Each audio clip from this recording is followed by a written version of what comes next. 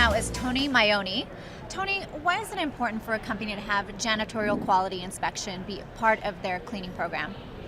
Well, every janitorial company has to decide how they're going to operate and how they're going to involve all levels of their organization in every aspect of their operation. A janitorial quality program is important because it measures the outcomes of the different processes the company uses to clean.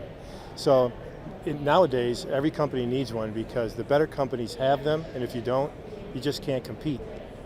What type of janitorial quality assurance technology is available today? Oh, there's some great technology. You can create janitorial inspections by using handheld devices in the field. You can use smartphones, you can use the Apple devices, the Androids.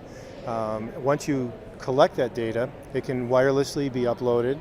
You can see dashboards, you can go online, you can print reports.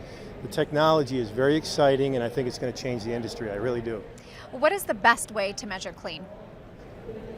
Well, that's the age-old question. You know, everyone wants to know, how do we measure clean?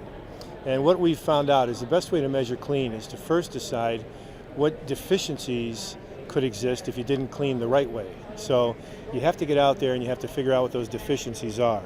For instance, soil or a cobweb or a scuff. Those are things that would indicate that you didn't clean well and that something isn't clean.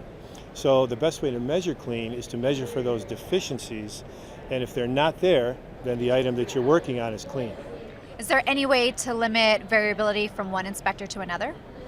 You know, that's a tough one. I get asked that a lot by a lot of our customers, and what they like to know is, you know, if I send 3 different people out, how do I know I won't get 3 different outcomes?